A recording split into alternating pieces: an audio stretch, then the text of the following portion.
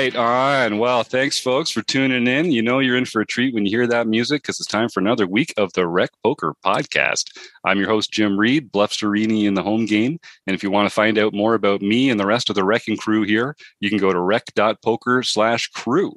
And if you don't know what Rec Poker is, we are a community of amateur poker players. We're serious poker players. We love the game. We love winning. And we love having fun and sharing our love of poker with the world. And we do that with the help of Running Aces Hotel, Racetrack, and Casino and website AMP. We also do it with the help of some of our premium members at Rec Poker, like Stephen Michaels, who signed up recently. I haven't had a chance to meet Stephen yet. But Stephen, I hope you're having a good time enjoying the videos and the strategy conversations. And reach out anytime, man. Jim at rec.poker. Don't be a stranger. And folks like Doug Behrens, who's been a member for a while and has been really helpful when it comes to Chris Jones's mission to restructuring the website and how we produce content and how we share that content with our members. So Doug, thank you so much for sharing those insights and being such a bright light here at Rec Poker. So speaking of bright lights here at Rec Poker, Wrecking Crew members, why don't you sound off and tell the world where they can come and find you? Well, I'm Chris Jones. You can find me on 5B5 on Twitter or 5x5 on the PokerStars home. And I'm John Somsky, also known as Poker Geek MN everywhere. And I'm Kim Kilroy, Fergie56 on the home game, PetVet, or PetVet33 everywhere else. And I'm Rob Washam, and I'm Rabman50 just about everywhere. All these professionals getting their handles all lined up everywhere is really impressive. Well, like I said, I've got the best job in the world. I get to hang out here every week and talk to the luminaries of the poker world. This week's going to be a real treat. Evan Jarvis, who, if you've been in the poker world at all, you know him. He's been the genius behind Gripsed. He's got a YouTube channel. He's been involved in poker training sites in pretty much every corner of the poker world. He's been doing it for a long time. Evan, I can't believe this is the first chance we get to talk. Thank you so much for coming on the show. It's pretty wild, Jim. Thanks for having me. Thanks for the opportunity. It's really nice that the stars have all aligned and we get to be here together today. I'm already having a blast. This is great. I love what you got going on here. That's awesome, man. So we've got more in common than you might think. You live in Toronto at the moment. Is that right?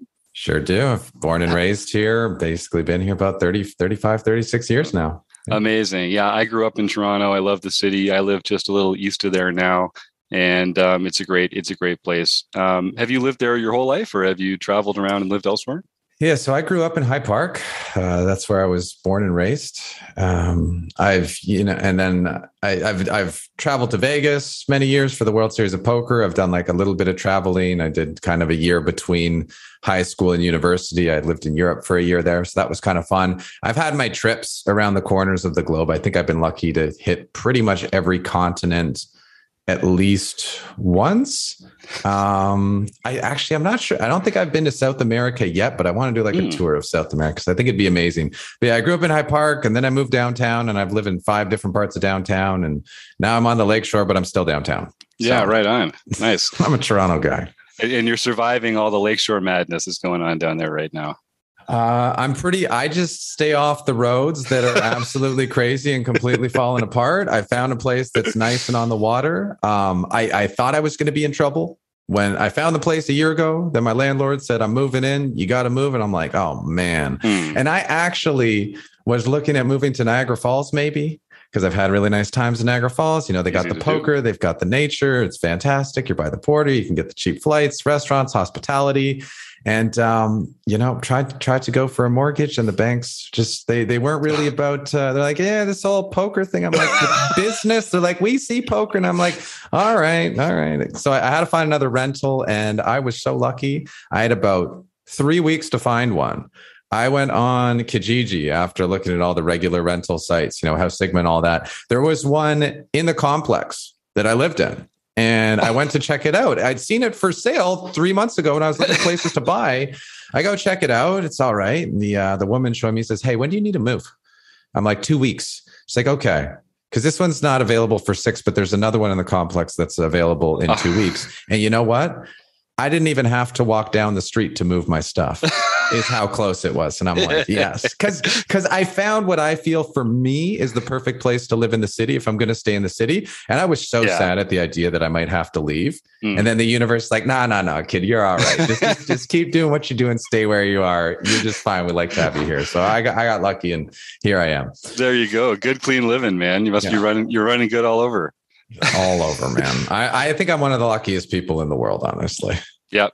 I hear that. So some of I know our members have heard your name or they've seen a video or something. I was thinking about how I was going to introduce you on the show tonight, but how would you describe yourself? How would you describe your place in the poker world and sort of the trajectory that's brought you here? I mean, I've always been a bit of like an entrepreneur, and I've always been in the business of how can I make money on the internet? Ever since I was a kid, I love the computer. I love being online. And I'm like, I bet I can make money on here. There's got to be a way that I can make money on here. And it started out with All Advantage. You could get paid to surf the internet if you ran an ad on your computer. So I did that. And, I went to college, found online poker. It started right when I went to college. So I'm like, okay, here's the thing. I'm good at cards. I told my grandma when I was young, I was going to grow up and get paid to play video games. Maybe this is it. Maybe poker's it. So I started playing poker. That went well. Then I found affiliate marketing within poker, and I'm like, oh, wow, okay, I can do that whole sales stuff too. And I basically took the business approach within poker. So I've been a pro poker player. I've been an affiliate marketer within poker. And then as an affiliate marketer within poker, there were two things I had to think about. One, how can I bring more players to the partners that I'm working with? And two, how can I ensure that, they can play more? So I needed to get a lot of reach, which is why I built a website. And then people told me I should get on YouTube. And I realized, I got to be able to teach people to do what I do. So it just kind of happened organically that I said, okay, it makes sense to start making YouTube videos. So I started making YouTube videos. And then at one point, I was kind of in a funk. So I asked my friend what I should do. He said, you should start streaming on Twitch. Just start coaching people on Twitch. Start streaming every single day and coach someone on Twitch. That's a good thing to do. It'll build a community. So I started doing that and getting the fun of that. So I've jumped from being a cash game player to, a website guy, to a YouTuber, to a Twitch person, to then working with Jonathan, both on excelling at No Limit Hold'em, working on pokercoaching.com and writing this book, Mastering Small Stakes Cash Games. And then also within the streaming realm, I try other things too. I try to learn other games and learn other communities. And, I did a big thing with marbles on stream. Now I'm playing ice poker and getting in the metaverse. I'm just someone who loves learning and loves sharing what I learned. So, I think the reason you figured it's kind of hard to introduce me is because I'm all over the place. People are like, so what do you do? I'm like, I do a lot of things. And they're like, yeah, but like, what's your job? I'm like, I guess I'm like an influencer, a teacher, a coach, like an online marketer. Like there's too many things to say. So yeah, I'm just a guy who loves learning, loves teaching, loves sharing, loves playing games. And to me, business is just another game and life is just another game that I can play well. So I guess at the end of the day, I'm a gamer. And poker was the game that I have spent the most time playing over my lifetime. And, one of the ones that was the most lucrative and had money involved. So it made sense to put a lot of time into poker, mastering poker as best I could. I love that.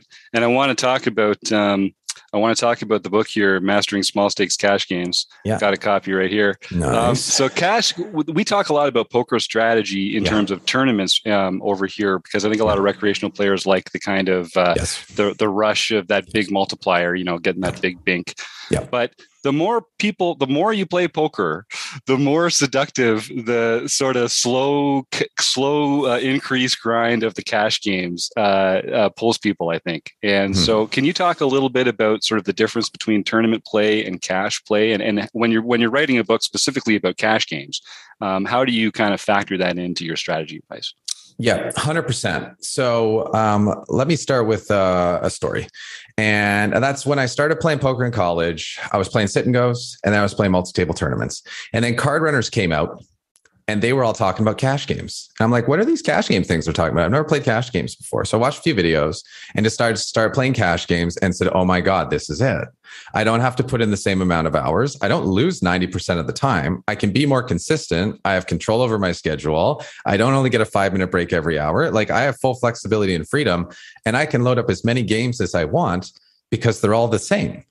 I don't have to be like, oh, I'm at the early stages, mid stages, late stages. There are fewer variables. So once I found cash games, I just said, this is it. This is the bread and butter. This is where it's at. So cash games are much more consistent than tournaments are. You're going to get your expected value much more frequently. It's easier to nail down what your hourly is. It's easier to control, moving up, moving down limits, but it's certainly not as exciting.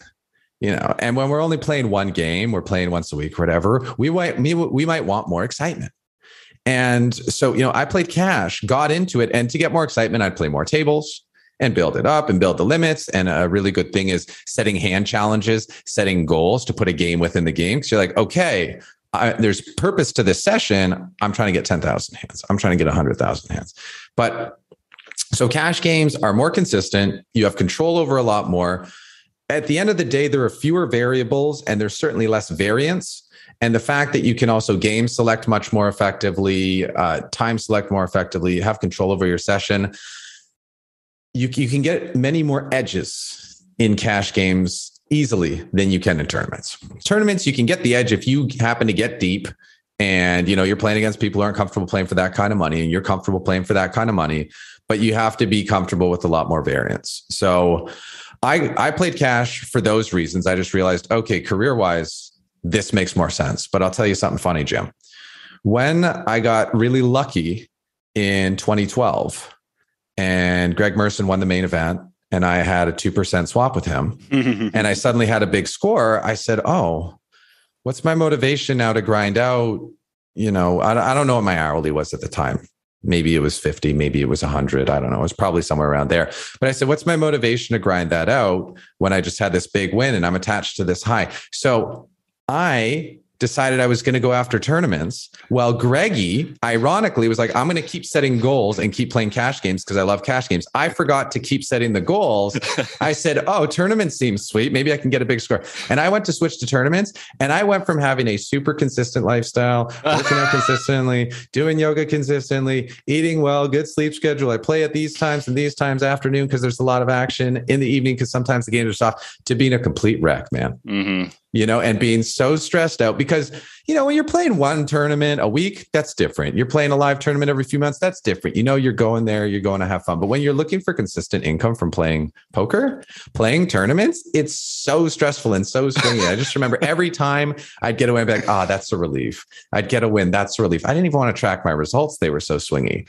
And I remember after doing this for 4 years, 2013 was when I committed to tournaments. 14, 15, 16 was when I had my two, big scores, 30,000 in the Supersonic and 160,000 at Niagara Falls. And after I had those, I hate to say this, but it's the truth. Instead of feeling like the excitement, that was amazing, this is great, the ride there was awesome, all I felt was relief. Like, oh my God, I actually got through that. I actually got a score from doing all this.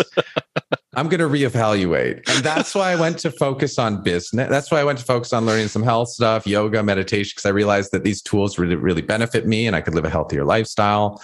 And I also realized, okay, the steady grind of cash games is something that I would prefer to be doing.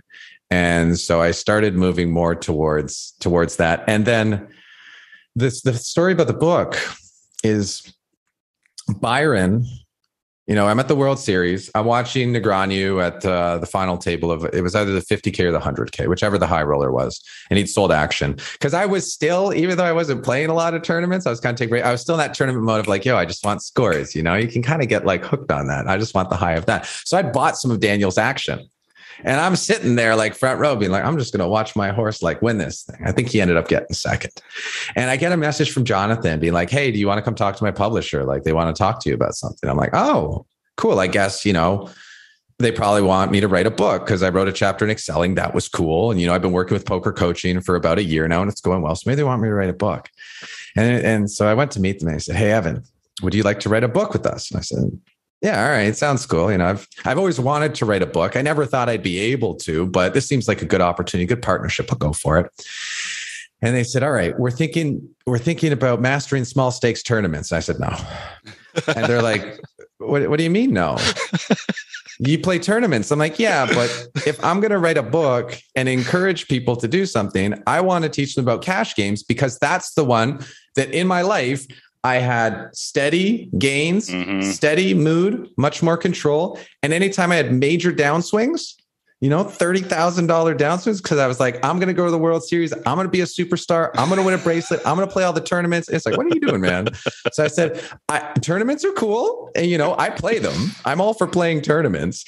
But as the main thing, cash games are a much healthier thing to be grinding for mental sanity and just for control. And so I said, I'd rather write one about cash games. They said, okay, that's great. But Jonathan just wrote one about cash games. Jonathan says, that doesn't matter, dude. You can still write a book on cash games and they can go together. And it's fine. I'm like, really? He said, yeah. I'm like, okay, cool. Then I'll write a book on cash games and I can include everything about the lifestyle and the professionalism, because that was, what afforded me the ability in life to have more free time, more control over everything, was that I committed to cash games and also a little bit of business on the side. And I said, okay, these are the things I want to put into a book. Tournaments was about chasing glory for me.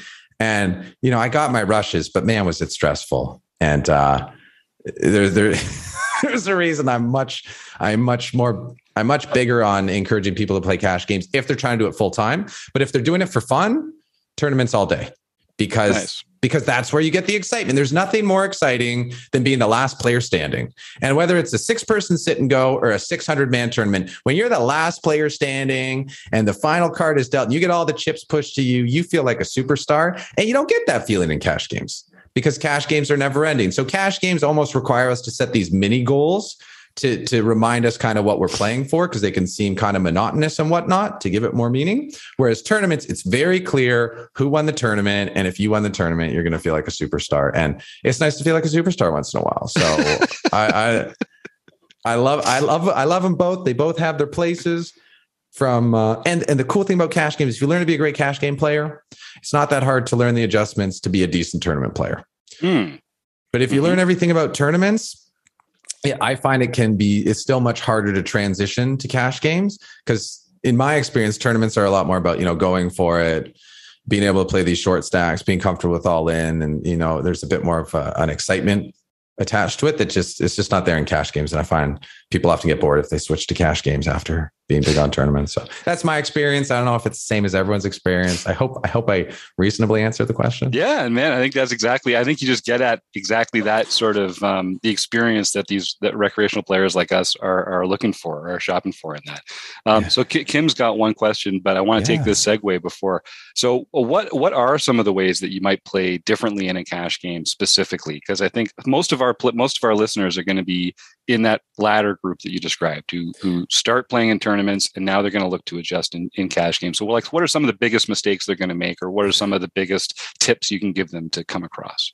Right. So cash games versus tournaments, number one, a lot more patient. The fact that there are no antes encourages tighter, more selective play. The fact that the stacks don't get as short encourages tighter and more selective play. In cash games, a lot of it is, thinking about setting up for playing for the stacks, thinking about setting up for being on the right side of the coolers. In tournaments, a lot of the time it's about winning the pot right now, winning the pot on the flop, winning the pot pre-flop, because it's a significant pot relative to your stack as stacks get shallower pre-flop and flop. Whereas in cash games, because things are so deep, it's not as big a deal to be, losing pots pre-flop and on the flop, because it's so insignificant relative to those bets on the turn in the river. So to play well in cash games and do well in cash games requires being very disciplined on the later streets. And that a lot of that can be helped by being selective pre-flop and being really valuing position. And this one carries over from tournaments to cash games. They're both the same, but I find targeting the right players to be very important in cash games. For me, something that you do in cash games that you don't even have really the option to do in tournaments, picking your table, picking your seat, getting position, getting what we call the Jesus seat on the table if it's available, where you got direct position on the person who's dumping the most buy-in. So you have the option to isolate that player and play pots with that player as often as possible when they're VPipping 50, 70, 90 or whatever. So doing a lot of those things that you don't even have the option to do in tournaments. And then once you get there, being extremely patient and really recognizing you're playing for the later streets most of the time. And in terms of the early street stuff, a lot of it's image building. And another thing with cash games is that you're often, when the session starts, you're also playing for 4 hours in, 6 hours in, 8 hours in, 10 hours in, because that's when people are going to start, getting tilted, getting tired, losing their mind, making mistakes. And you'll really benefit if you set up an image or a dynamic where they're not going to play well versus you. Whereas in tournaments, we don't necessarily have that same luxury because that player might be gone in an hour. They might be gone in 30 minutes. The stacks are shallow, so you kind of have to do things to get it while you can. Whereas cash games, the player might bust and they might reload. They might reload 10 times. So a lot of what I find for cash games, which somewhat applies to tournaments too, but is playing for the end of the session. In tournaments, you think about playing for the end of the day. If there's 5 levels in the day, I'm kind of chilling and gathering information for levels 1, 2, and 3. And then after dinner break, I'm turning on for level 4 and 5 because that's when the stakes are higher. And that's when other people are going to be more fatigued. So a lot of planning ahead, really being disciplined with your ranges, really valuing position, and recognizing that when, stacks are really deep, if you have position, if you're against the right player, you can get pretty creative and wide pre-flop. So just don't get crazy on the turn and river. So be willing to play the turn and river really well. I think would be the best advice I can give on that front. And in tournaments, you rarely even play the river. Right. All the chips are in by then anyway on the short stacks. So yeah, big difference. I like that. Kim, you had a question for Evan. Yeah. Hi, Evan. Nice to meet you. I'm from Stouffville, so just right north of you. Yeah. I've been on your stream a few times. Really exciting, and it's got a lot of energy to it. I wanted to ask you, there's new rules coming into Ontario that's going to significantly affect the player pool here, and wondering how that's going to affect your job. My current business, my current career. Thanks, Kim. Great question. I've been doing a little bit of research on it, and I was obviously very, very sad at first when I heard the news that we were going to get cut off from the rest of the world in terms of player pool.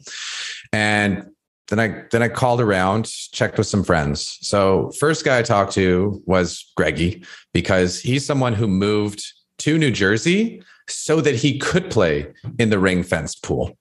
And he said, this is a good thing for you. He said, if you're playing cash games, it's actually a good thing because the cash games tend to be a little softer than they would be otherwise when you have the international pool in there. The tournaments aren't as big, but I don't play as many tournaments. These days, I'm mostly just a home game guy. I like to keep it light. I like to keep it fun, low stress. So losing out on the big tournaments doesn't matter so much to me. But when he reminded me that the cash games are actually probably going to be better, it reminded me that I actually want to get even more into cash games and kind of recommit myself to them, because this actually might be a good opportunity to get in there. When it's a smaller player pool, you have the ability to get to know all the regs pretty quickly.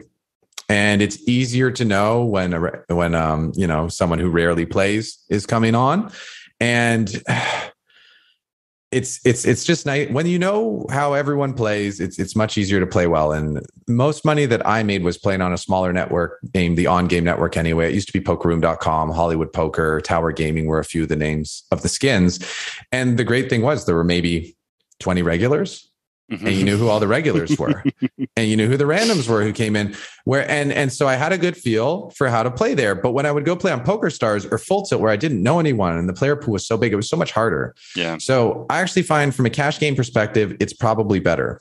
Now, how it affects me directly in terms of my job, my understanding, and it could be wrong, but my understanding is that since America's Card Room is an unregulated site, and since America's Card Room has been able to operate in the States the whole time, they're probably going to be able to continue to operate in Ontario as well. So in terms of big tournaments, I do believe, and I could be mistaken, but I do believe that America's Card Room will be able to continue to offer big tournaments, the Venom, $1 Million Sundays, all that. I believe that Bowdog will probably still be able to continue to operate, and then Bet Online will still be able to continue to operate. So those sites that were kind of just doing their thing anyway, I think will still do their things in Ontario. So in terms of the main site that I play on, I believe I'll still have access to it. But regardless of whether I have access to it or not, I'm actually excited about maybe having a smaller player pool and just see what it looks like, and getting back into cash games where it says, okay, I can actually know who everyone is, as opposed to there being a million players and it's just too overwhelming. It's too hard to figure it out, because that's what I found challenging about the big sites. And that's why I generally stuck to small sites. Was, okay, I can understand the lay of the land, I can understand this environment, and therefore I can know my kind of place within it, who I want to play with, who I want to avoid, and what tables are good and what tables are not. Does that that's great. Covers it, Kim? What stakes do you play when you play cash online? I think when I come back to it, because I've been just focusing on the streaming and the YouTube and the content. So I think when I come back, I'm actually probably going to do a coaching for profit partnership with one of the guys on my stream team. I'm going to get his coach, who's currently playing 200 to 1000 NL. And I think we're going to do like 50K hands at 50 NL. They're probably 100K hands at 100 NL. That's and nice. Then I'll probably be good to just kind of hop in whatever game. When I was playing the most in my career, I would play 400 NL was my main game.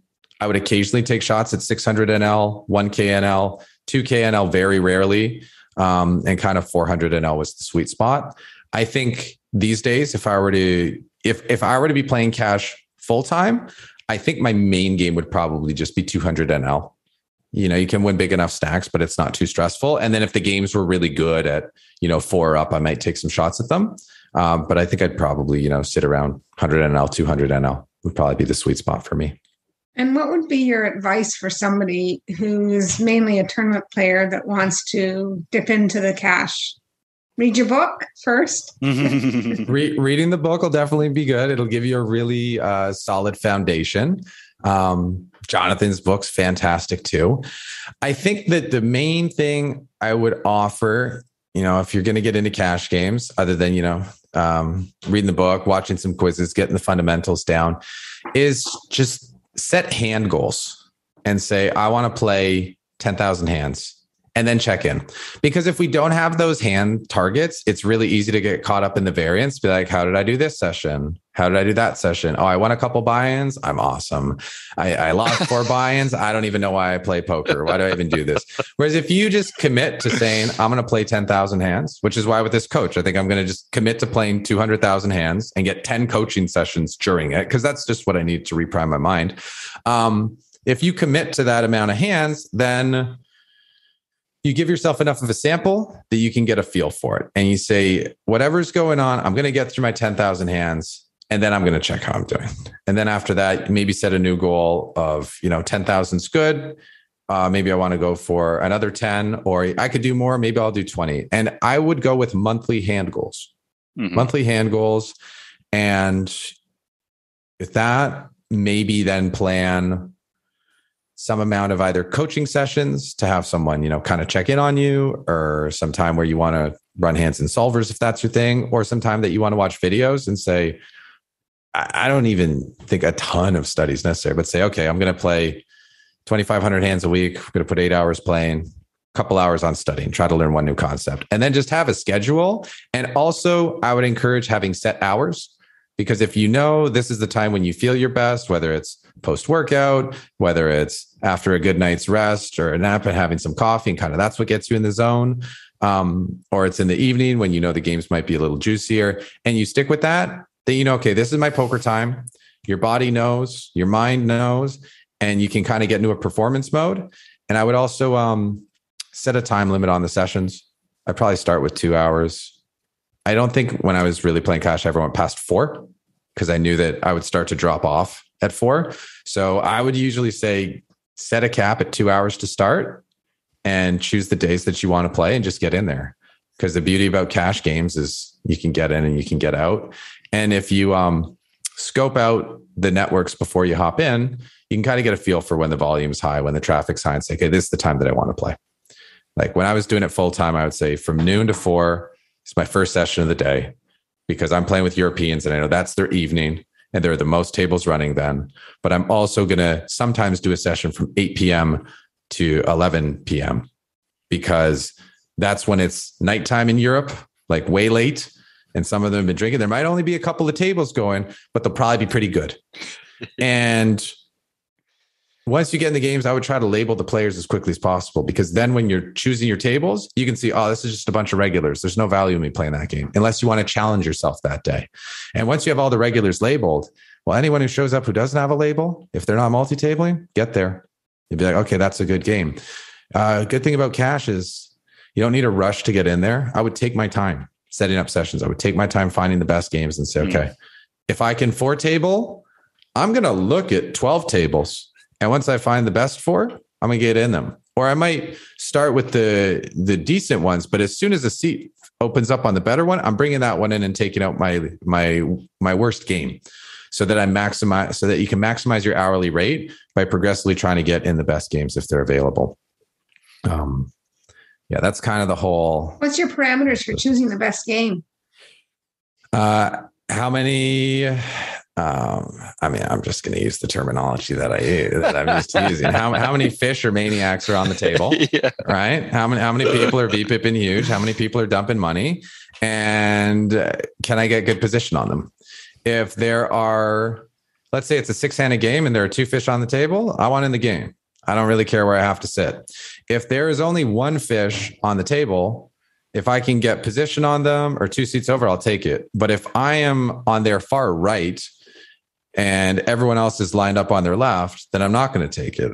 I don't know exactly what page it's on, but we have a diagram in the book about the Jesus seat and showing, like, kind of on average what percentage of the money.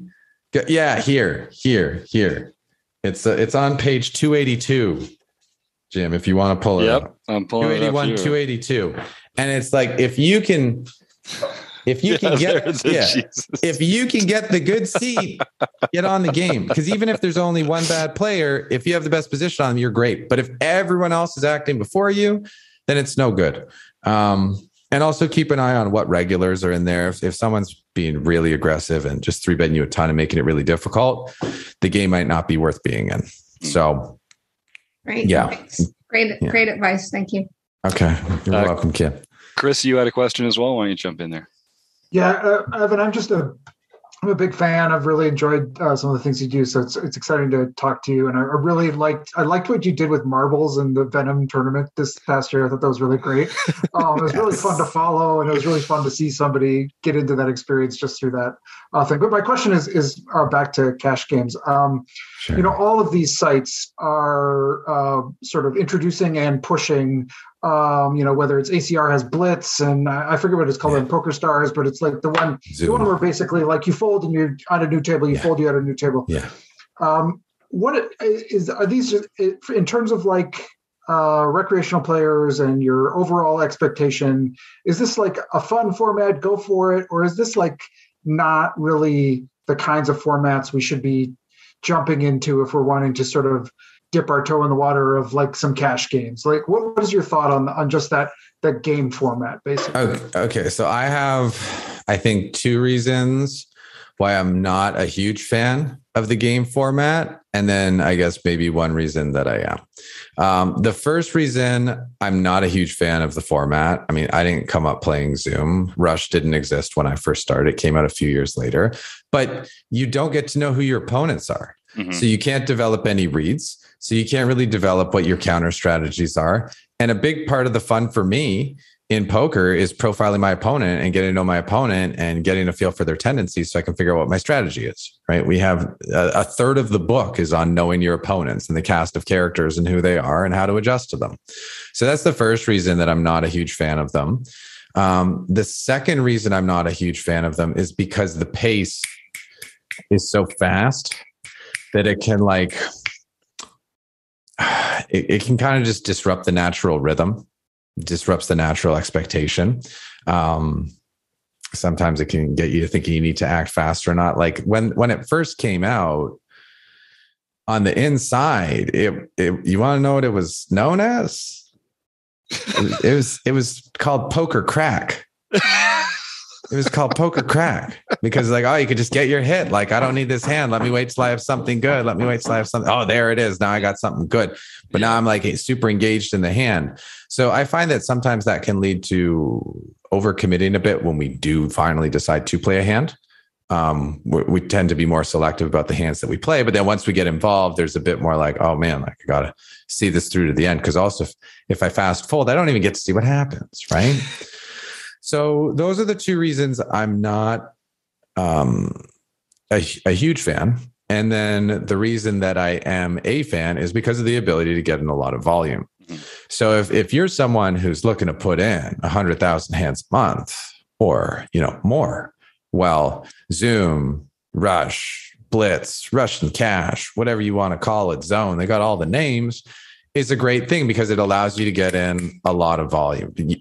My understanding is your game has to be like airtight, razor sharp to really be able to do well in that format because you're kind of playing readless. So you kind of got to play optimal in every single spot. And because it's happening faster, if you're playing, a suboptimal style, you're probably going to get chopped up much more quickly than you would in another game. And, yeah. So I think it's a fine like training tool. And, if I get back into this and I do this challenge, I am going to be using it as my training tool. But once I'm done the training, I think I want to go back to normal games because it's a better pace.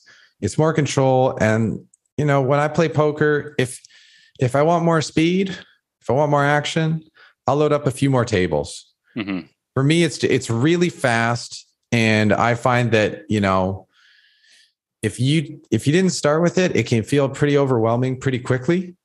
And especially if you're multi-tabling it, it can just be like a little too much. So I personally, if I was just playing, once in a while, I probably wouldn't go on those tables. I probably wouldn't go in there. It's, if you're like, oh, I just kind of want to get my fix quick, I'll get in there. But is that the reason that you want to be playing is the question. And if it is, okay. But I think usually for, even recreationals, if you're a serious recreational, that's not why you're playing poker. You're not playing to get your fix. You're looking for the mental challenge, the mental engagement that comes with the game. And that comes when you're sitting there and watching hands and figuring things out and putting the pieces of the puzzle together. You just don't get to do that in Blitz because you don't get to see what happens in any hand. So that's my thoughts on it. What do you think, Chris? Do you kind of feel the same or? Yeah, I mean, that's been my, I know a lot of people kind of get really engaged with it, but it's like, I've never really, I mean, I've tried it a few times at like a really low buy-in just to kind of see what it's like, but I'm not a fan either, but I was curious about, somebody who's written a book on cash games, kind of what your take was on it as well. Yeah. Yeah. Well, it's amazing. We're already 40 minutes into this interview. This feels like the fastest interview we've done here in a long time. So I want to honor the time that you've made available to us. But Evan, we're gonna have to have you back on the show sometime soon because I want to talk more about cash games. I want to talk to you about the triple threat and how we can unleash that on our opponents. And do we not have time for more questions now? Well, let's talk. Let's see if anyone else has anything here in the chat. Type it up and we'll get it in there. If we could squeeze a couple more in while we're here, we might as well. All right, that's the attitude. I love it. Yeah, well, talk a little bit about the triple threat. Talk about how important those concepts are and why people that aren't thinking about it are just never going to take that next big step in poker. Okay, the triple threat was basically my attempt to simplify poker into its core parts so it's easier to remember. Because the more different things there are to remember, the harder it is to remember. That's why we group the hands into specific groups. That's why we group numbers together. That's why we group letters together. The fewer elements we have to remember, the easier it is for us to remember and apply them in flow. So the triple threat consists of 3 elements. First is position. Second is selection. Third is aggression. Sometimes it's position, aggression, selection. Mix up the order. But position is super important because you get to act last. You get the last decision on every street. You get more information. You get to make a bet when the stakes are the highest. The more I play poker, the more I realize, wow, position is so valuable. And as the stacks get deeper, position becomes even more valuable because that last bet might be for an even higher amount relative to the pot size than it would be when stacks are shallow. So position Number one, I even went so far as to call the button the money chip, because that's the chip where you make the most money. And if you look at any poker tracker database, most of the money is going to be made when on the button relative to the other seats. So it really is just that valuable. Next up is selection. And for me, that's really all about setting yourself up to be on the right side of coolers. It's about dominating your opponent's range more than being dominated by their range, such that when you both hit a pair, you both hit a flush draw, you both hit a flush, you both hit trips, whatever it is, you're going to be on the winning side of it more often than not. You're going to have the best of it more often than not. And by practicing good selection pre-flop, it makes the post-flop decisions much easier, because you say, oh, okay, when we get into a cooler situation, I'm on the winning side of it more often than not. So I don't have to worry about being too cautious here. I can be more comfortable with getting the money in. Selection is also just about picking your best candidates that you're going to use for bluffs, because they have the right properties, be it blockers is the big popular one, or the bonus of being suited. And it's really about playing when you have two hands to choose from, choosing the better one. In GTO, it's called, not using dominated strategies. And so like, if you can have ace 3 offsuit or ace 3 suited, but you can only play one of them, you play the ace 3 suited, right? And selecting the best hands that you're going to play given the situation, how many hands you can play. And the final piece to aggression is the betting. The final piece of the triple threat is aggression, which is all about the betting. And it's because at the end of the day, my experience in poker has been, if you're a better than your opponents, you're better at betting, you're going to win already. The cards are there as the backup. The cards serve to guide, and the cards serve to, help you choose what situations you can get involved in. But if you know how to bet better than your opponents, you know how to keep putting the pressure on. Every time you bet, you give your opponent a chance to make a mistake. And if you're comfortable with aggression, whether it's using huge overbets and min bets, you have a lot of flexibility, and you have a lot of ways where you can just lead your opponent to make a mistake. Another thing about aggression is it's something that is sometimes difficult to handle. So it's something that makes other people uncomfortable, often at the poker table. So when used wisely, again, you're going to make your opponents feel uncomfortable. They're more likely to make mistakes. But by playing in position, I kind of think of it as, if you're in a battle or a war, playing in position is like having the higher ground. You can see more. You got a better view. You're going to make better decisions. So position's where you start. Kind of selection is having the right weapons to use. And then aggression is using them properly. Nice. You put them together and you have the best chance to win the war. I love that. Two quick questions here in the chat. What are some of your favorite places to play live poker in Ontario or worldwide? Favorite place to play live poker in Ontario is Niagara Falls, because I just love Niagara Falls. I like what Port Perry's doing. They got a nice poker room now. It's more open. It's changed a lot from how it was before. Montreal, I know, is a great room. Just when I've gone there, I went to play the WPT and I just bricked off way too much, way too many times. Because I was done. I'll just go play at 3,500 and not sell action and fire 3 bullets. That was a great idea. So because I've had a few negative experiences in Montreal, I'm just like, that's not my spot. I've had really positive experiences at Niagara Falls, particularly Falls View, but then I just love the little township of Niagara. So for me, Niagara's number one. On the West Coast, BC, where they had the BC Poker Classic. So I think the River Rock Casino, that was a cool spot. And then internationally, if we're talking Vegas, it's got to be the Wynn. The Wynn's the nicest poker room, and the Encore, just like by far, they're just better. I remember the first time I played a daily there just a couple of years ago, I was like, why have I just only been playing at the Rio for the past 8 years? Like, has this been here the whole time? And friends are like, yeah. I'm like, huh. I needed, okay, well, I'm glad I know now. So I love playing there. And then international, I think the poker room at the Hard Rock in Punta Cana is really, really, really cool. Didn't get to play a ton there. It's a small room. But when I went there for the Punta Cana Poker Classic with ACR and they had some cash games, like I got pictures of Jay-Z and like all the rock stars. And it's just like really 5-star fancy place. I'm like, I wish I lived on this resort.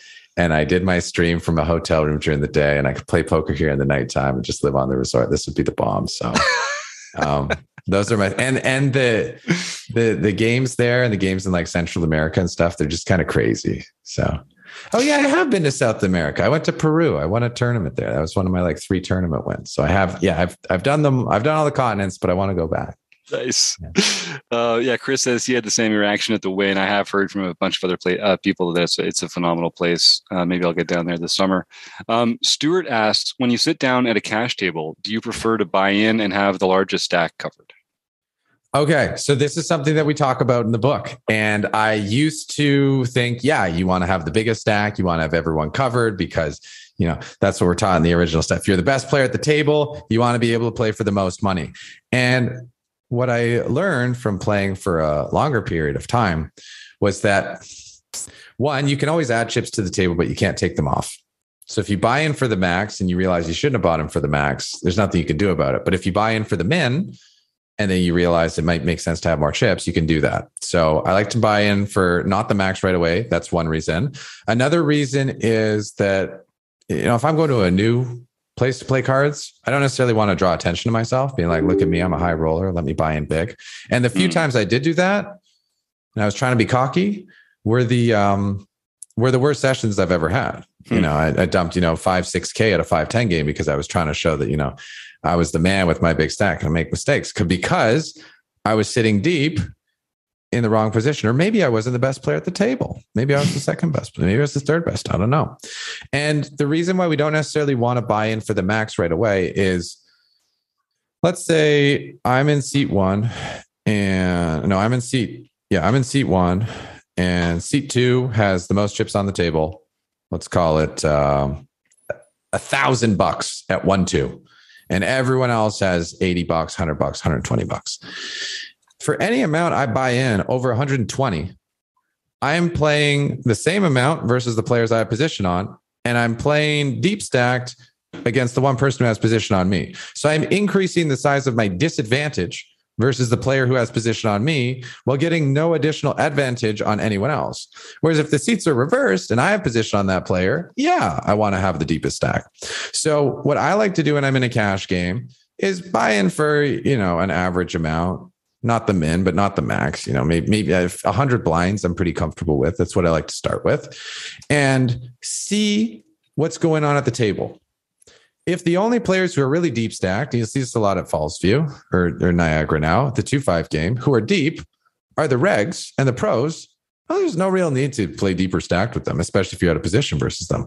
But if you see that one of the guys who's sitting really deep is someone who is definitely going to give it away, well, you want to buy in for a bigger stack so you have the opportunity to get more of those chips when you play hands with that player.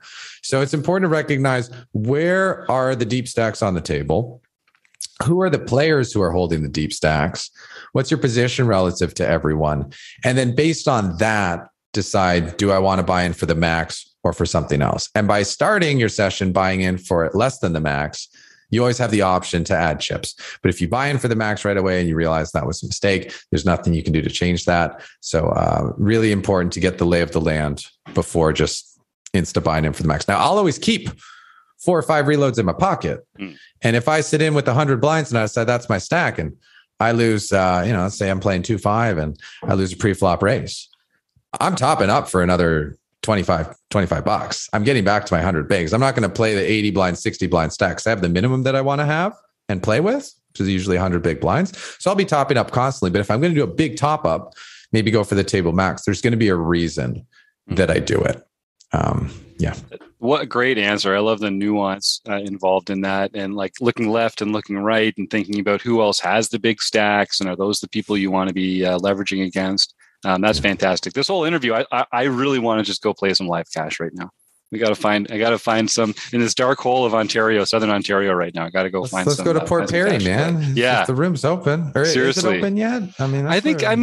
They said it was opening. We've got, all right, we're going to connect offline, Evan. We're going to go find some cash games, man. I'm looking forward to that. I'll go play. I can pick up some spring water on the way. That's one of my hippie things that I like to do is get fresh spring water. There's a place nice. Chalk Lake up there. Fill up a couple 100 liters of jugs, get that free water. Yes. All right. Little rec poker road trip, Port Perry. Look out. It's coming. I'm into it. All right. Well, thanks, Evan. I really appreciate your time today and coming and dropping all this knowledge on us. This is phenomenal. I think we're going to have you back, or maybe get you involved in some of our premium training material for some of our members here, because I know you think about poker the same way that we do. You all have all this great knowledge to share. And I just, everyone just loves watching your videos and working with you on this kind of stuff. So congratulations on all your success in the poker world. And thanks again. Thanks, Jim. Appreciate you having me.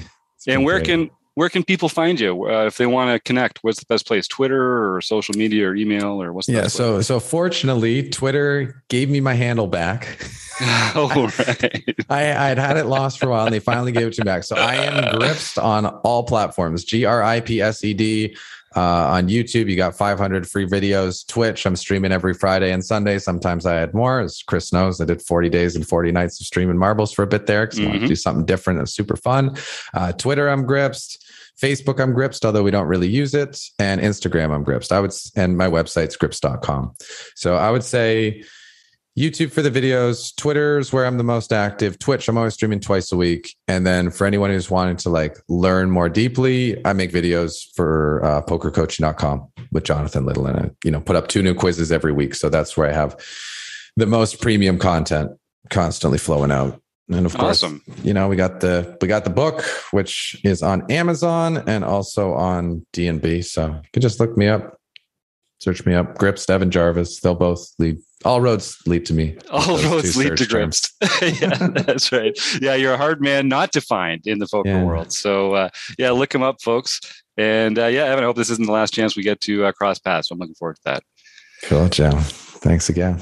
All right. Well, John Somsky is going to take us through our home game results, and we'll talk a little bit about some community happenings. I know on March 30th, if you're listening to this, it's going to come out on Tuesday, March 22nd.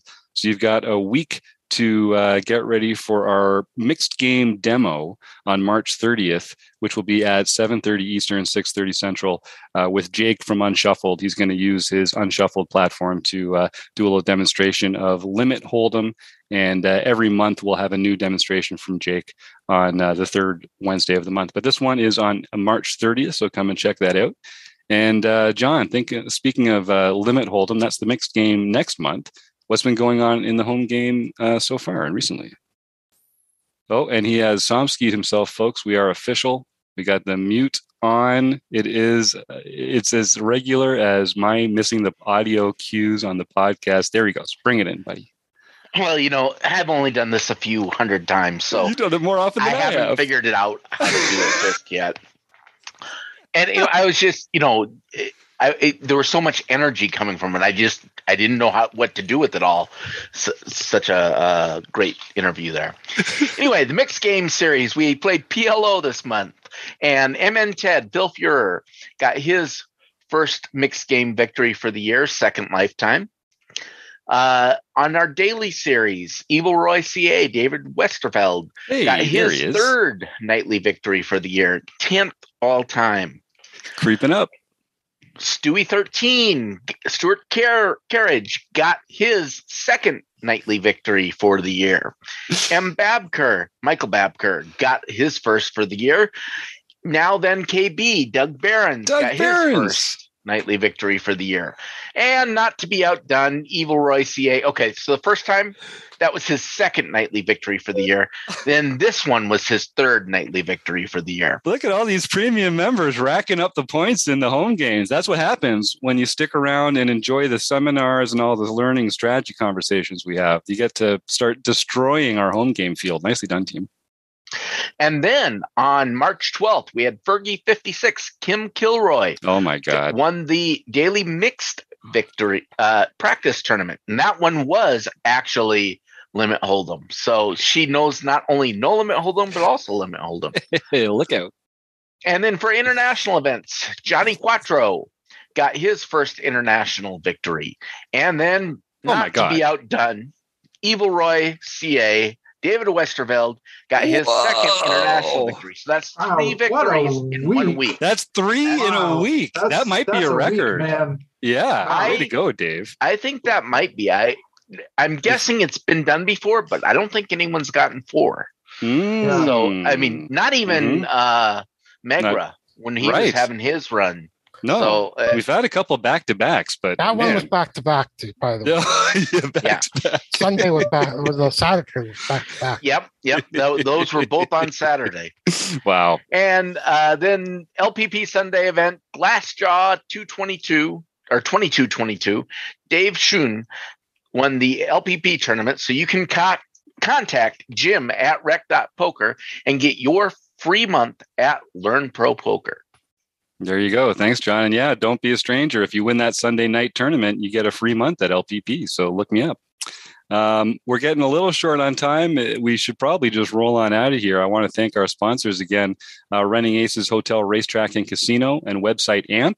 And of course, I want to thank Rob, Keith, Kim, Jim, Martha, Steve, Dave, John, Chris, Eric, and Stuart. Of course, Evan Jarvis for joining us, and Steve Fredlin for putting all this together. And you, the listeners, we can't do it without you. So thanks a lot, and we'll see you again soon.